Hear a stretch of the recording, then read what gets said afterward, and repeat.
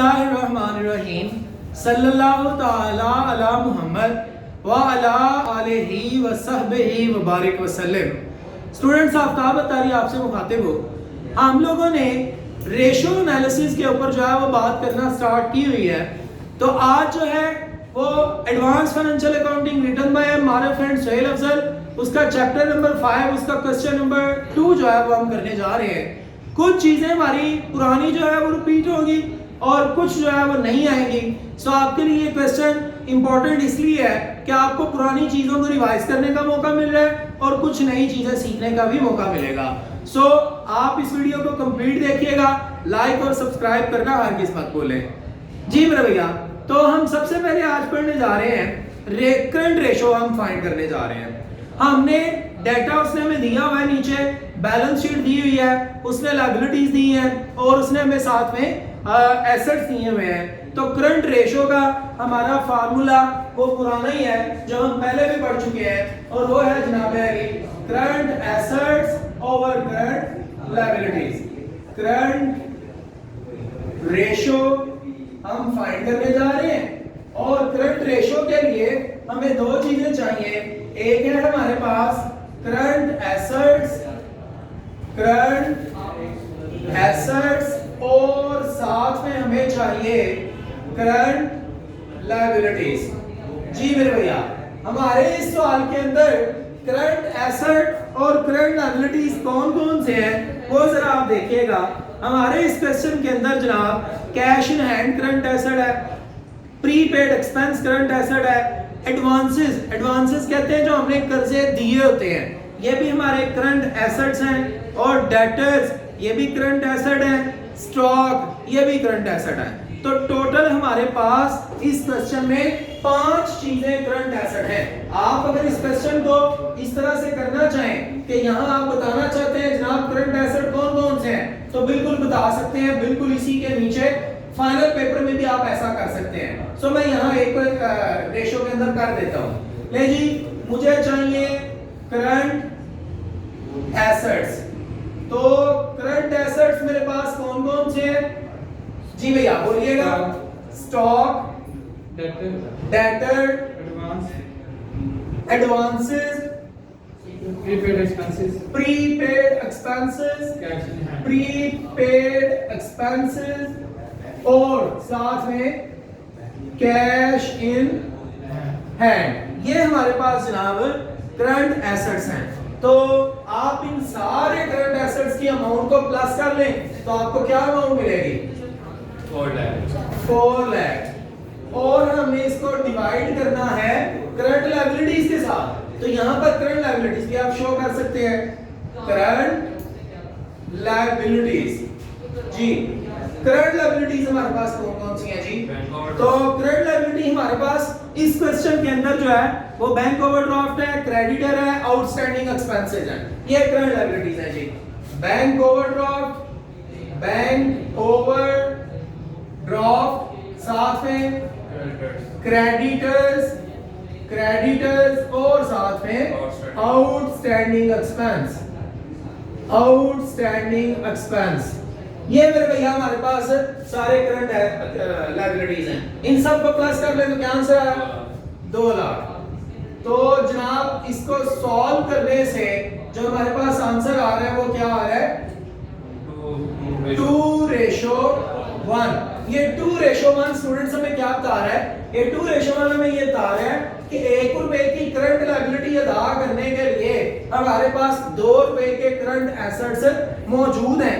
ये पोजीशन तो अच्छी है कि हमारे पास पैसे ज्यादा हैं और लायबिलिटीज हमारी कम है, लेकिन दूसरी तरफ आप यहाँ पर आपसे ये भी क्वेश्चन किया जा सकता है कि आपके पास उतनी करंट लायबिलिटी नहीं है जितने ज्यादा करंट एसेट पड़े हैं, तो ये आपके एसेट जो है वो फजूल में पड़े हुए हैं, आप इनको कारोबार में लगाएं ताकि आप ज्यादा पैसा कमाएं। तो यहाँ पर एक ये भी पॉइंट इसका हो सकता है। ये एक्सप्लेनेशन है, बहरहाल फार्मूला आपके सामने है, वर्किंग आपके सामने है। लेकिन नेक्स्ट हमने फाइंड करनी है क्विक रेशो।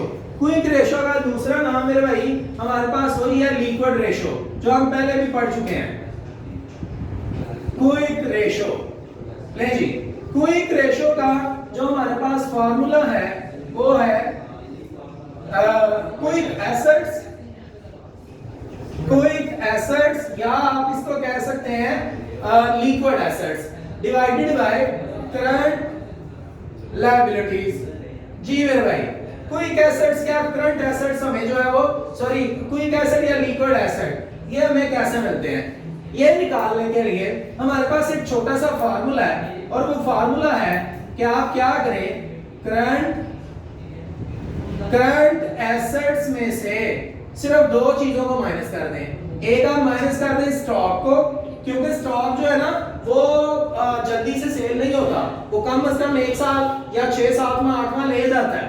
तो स्टॉक और साथ में प्रीपेड एक्सपेंस, क्योंकि जो आपने एक्सपेंस अदा कर दी है एडवांस में, बेशक फायदा नहीं लिया वो तो वापस नहीं ना मिल रहे, तो प्रीपेड एक्सपेंस ये जनाब हमने दो चीजों को माइनस करना है करंट एसेट्स में से, तो हमें मिलना क्या है, हमें मिलना है क्विक एसेट्स।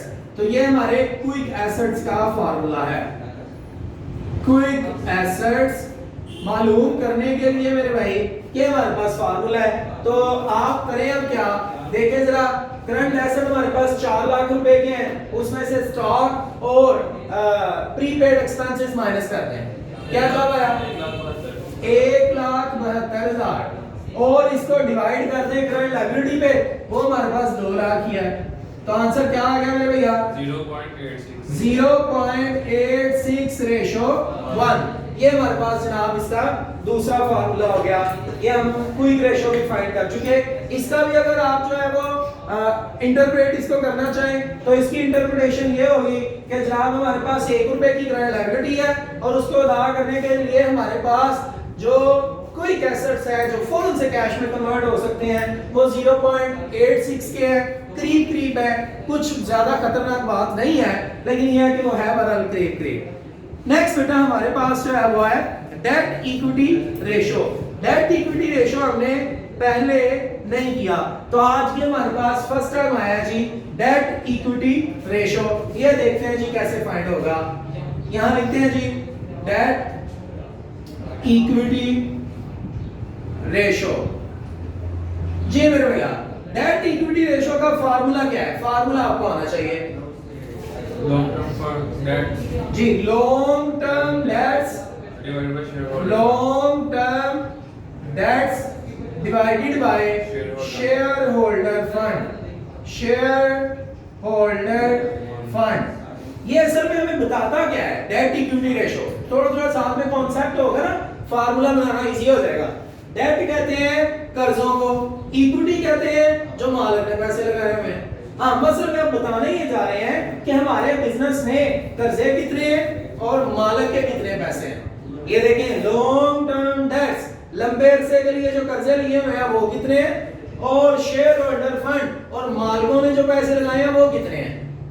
तो लंबे अरसे के कर्जे हमारे इस क्वेश्चन के अंदर कौन कौन से हैं जनाब, मॉर्गेज लोन है, लंबे अरसे का कर्जा है, 10% डिबेंचर है, लंबे अरसे का कर्जा है। याद रखिएगा कि हिंट भी है ये साथ में कि जिसके साथ परसेंटेज होती है ना वो लंबे अरसे का कर्जा होता है। तो लंबे अरसे के 2 कर्जे हैं, तो वो कौन कौन से हैं, लॉन्ग टर्म डेट्स के अंदर डिबेंचर है और मॉर्गेज लोन है, दोनों को प्लस कर लें।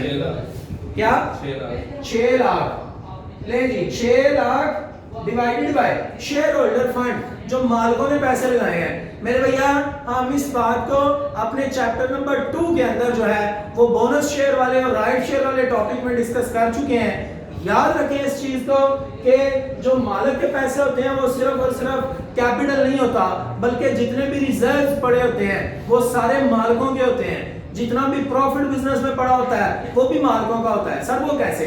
भैया याद रखें जो पैसे जो प्रॉफिट है, प्रॉफिट होता है शेयर होल्डर्स का, और वो प्रॉफिट अगर पड़ा रहे कंपनी के पास तो वो कंपनी के का प्रॉफिट नहीं है बल्कि वो तो शेयर होल्डर का प्रॉफिट है। लिहाजा जो प्रॉफिट है वो भी शेयर होल्डर फंड में ऐड होता है। और इसके अलावा जो हमारे पास रिजर्व्स हैं वो रिजर्व्स बनते हैं प्रॉफिट में से, तो जब प्रॉफिट शेयर होल्डर का तो रिजर्व भी तो शेयर होल्डर के होंगे।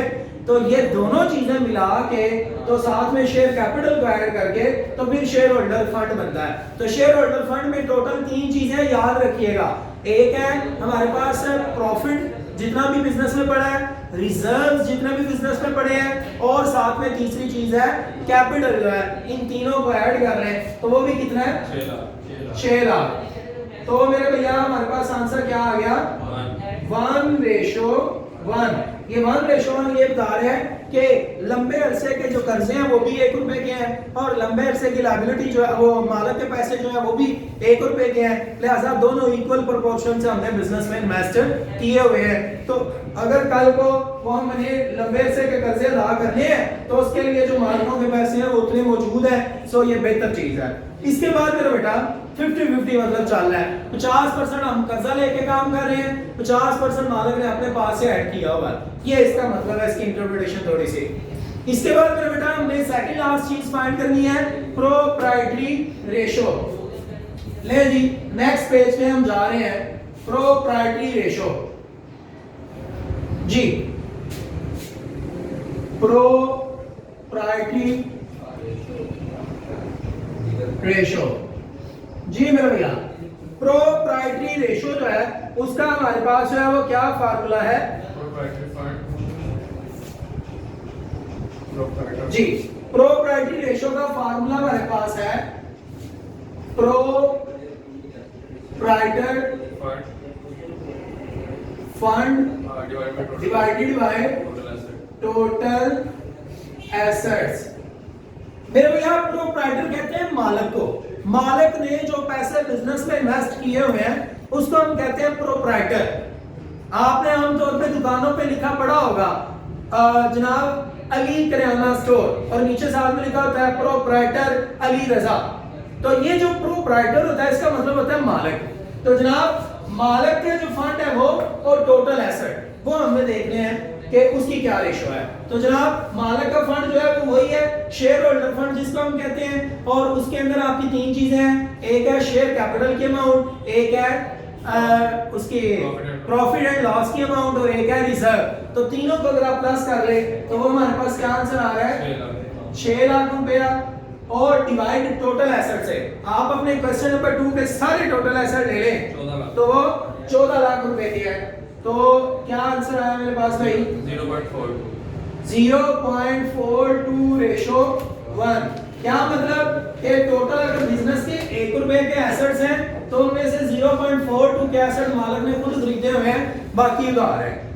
नेक्स्ट मेरा बेटा हमारे पास है जी लास्ट चीज जो आज हमने फाइंड करनी है वो है fix assets ratio.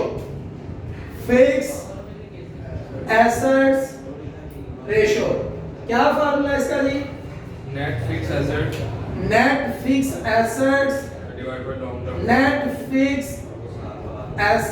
Divided by long term fund.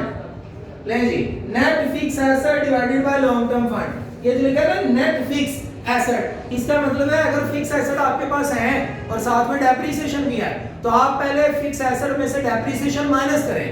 हमारे इस साल में डेप्रिसिएशन मौजूद नहीं है, लिहाजा हमने सिर्फ फिक्स एसेट ले लेने हैं लंबे अरसे तक फायदा देने वाले, प्लांट एंड मशीनरी, फर्नीचर, ये हमारे 2 फिक्स एसेट है। इन दोनों के अमाउंट को प्लस कर ले 10 लाख, और इसको मेरे बेटा डिवाइड कर दें आप लॉन्ग टर्म फंड के ऊपर, और लॉन्ग टर्म फंड जो है वो हमारे पास लॉन्ग टर्म फंड के अंदर मालिक के पैसे वो भी है, और लंबे अरसे के लिए जो कर्जे लिए हुए हैं वो भी हैं। याद रखिएगा जो पैसा मालिक ने इन्वेस्ट किया हुआ है वो भी लंबे अरसे के लिए क्योंकि बिजनेस के पास आता है, लेकिन यहाँ लिखा है लॉन्ग टर्म फंड, और लॉन्ग टर्म फंड जो है इसकी मैं यहाँ पर अगर आपको ब्रैकेट में लिख लूं, नजर आ रहा है स्टूडेंट्स जी?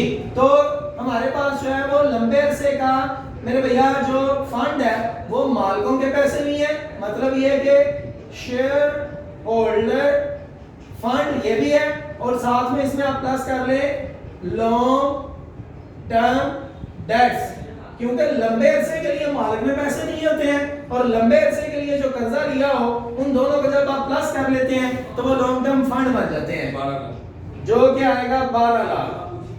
तो लंबे अरसे के जो कर्जे थे वो 2 थे, कौन कौन से थे? एक था मॉर्गेज लोन और एक था जनाब डिबेंचर, दोनों को प्लस किया। साथ में जो शेयर होल्डर फंड था उसमें शेयर कैपिटल है, उसमें जनाब रिजर्व एंड सरप्लस है, और अगर प्रॉफिट वगैरह कुछ तो वो भी जो है वो ऐड होता है। तो बहरहाल आपने जब तीनों को ले लिया, दोनों चीज़ों को प्लस कर लिया, 12 लाख आया, तो जवाब क्या आया जी? 0.83. 0.83 रेशो 1। इसका मतलब क्या है? इसका मतलब ये है जो हमारे फिक्स एसेट्स है वो जनाब इतने के हैं, और जो लंबे अरसे के कर्जे हैं वो इतने के हैं। हमने ये कर्जा अदा करने के लिए ये फिक्स एसेट बेच सकते हैं। तो ये अगर इक्वल अमाउंट से हो तो ज़रा ज़्यादा बेहतर होता है, अदरवाइज ये भी करीब करीब है। सो ये हमारा क्वेश्चन था, क्वेश्चन नंबर 2। होप सो आपको समझ आई होगी। कोई चीज़ पूछने वाली हो तो आप जो है वो कमेंट करके पूछ सकते हैं। Keep watching Aftab Attari official.